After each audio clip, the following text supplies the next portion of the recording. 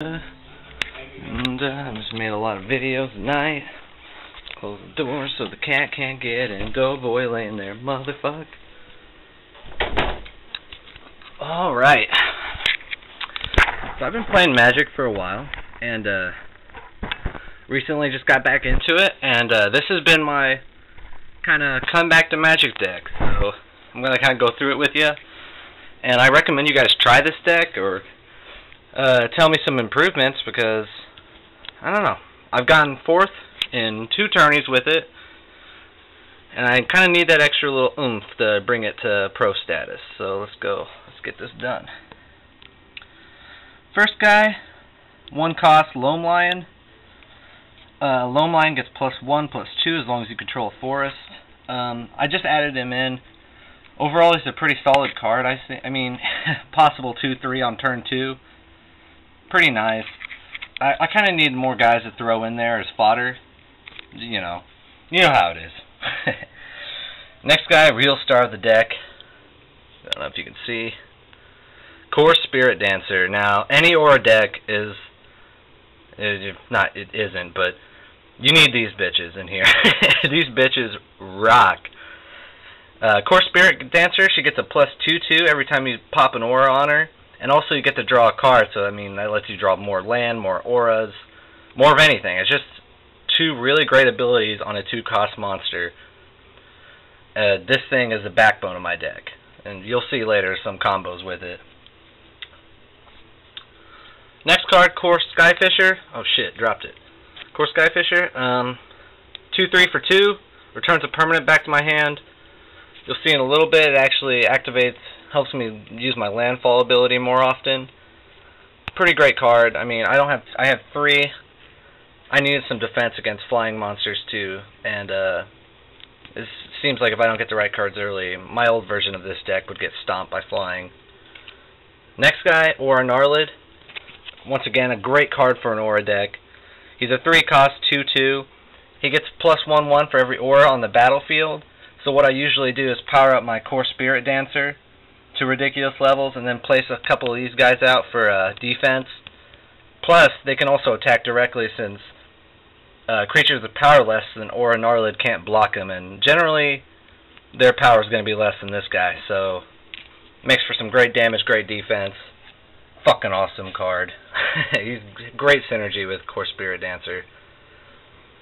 Next guy coming up, Turntimber Basilisk. This is a fucking amazing card for 3 costs.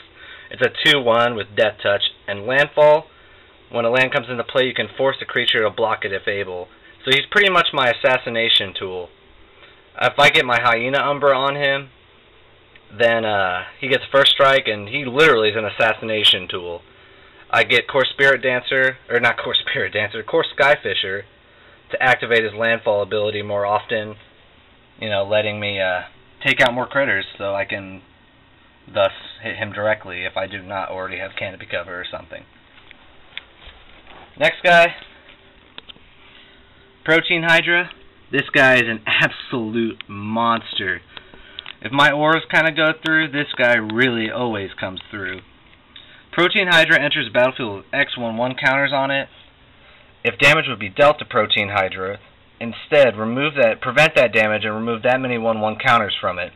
Whenever a 1/1 counter is removed from Protein Hydra, put 2 1/1 counters on it at the beginning of the end step. So basically, when this motherfucker takes combat damage, you remove that many counters, and he comes back with double.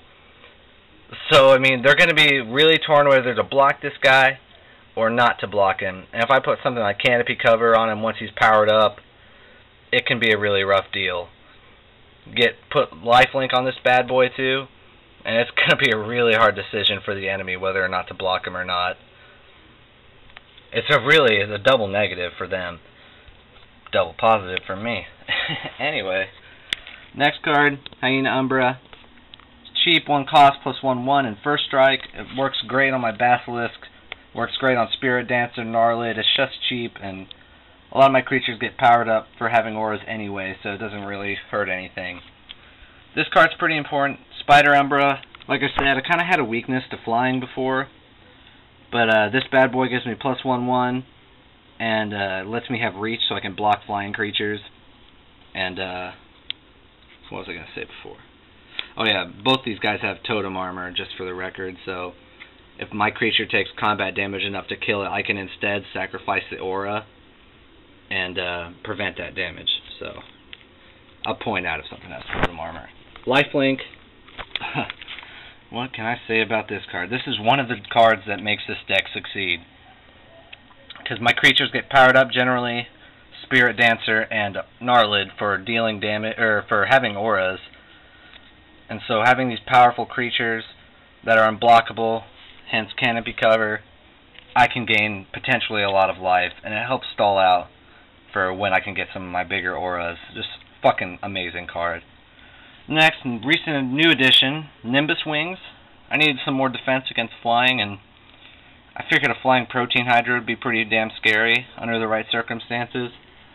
I mean, literally a flying anything. I mean, you can pop that on Spirit Dancer or a Gnarlid and get a plus, I don't know, get more power, and flying's always good. Like I said, I need more defense. Now, next card, personal favorite of mine. This is one of the, probably my favorite enchantment ever printed. This thing is absolutely ridiculous for 2 cost. Canopy Cover. Enchant Creature. Enchant Creature can't be blocked except by creatures with flying or reach. Enchanted Creature can't be the target of spells or abilities your opponent controls. Now, it's better than Shroud because it's only my opponent controlled. And, basically... Oh shit, sorry.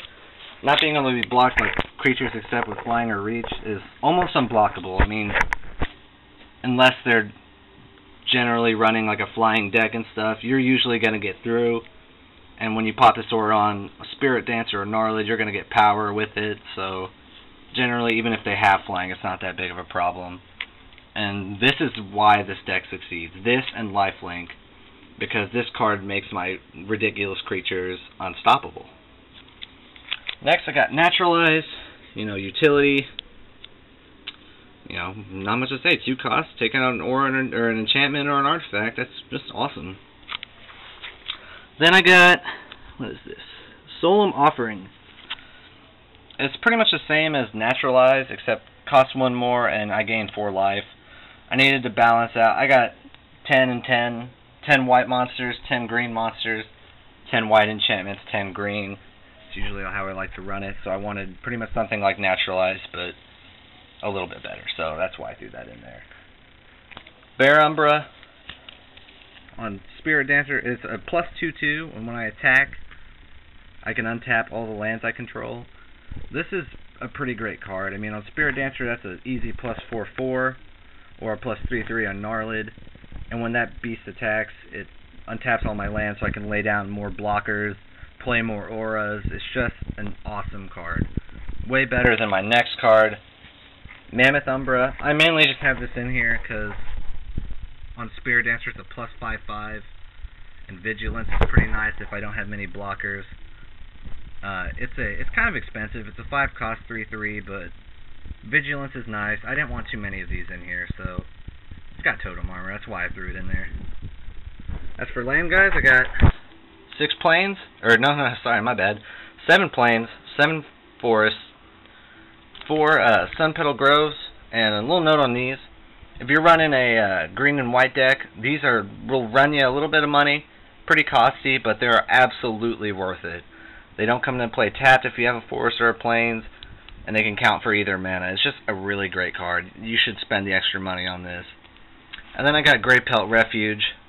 Not really that good, but I just threw some dual land in there. I gained 1 life, so I can bounce it back with Skyfisher or something, and yeah, it's not really that great. But that's what I got, guys. I'm always looking for improvements. I'm not going too high cost. I spent around $50 on this deck. Iffy. It might have been less, might have been more.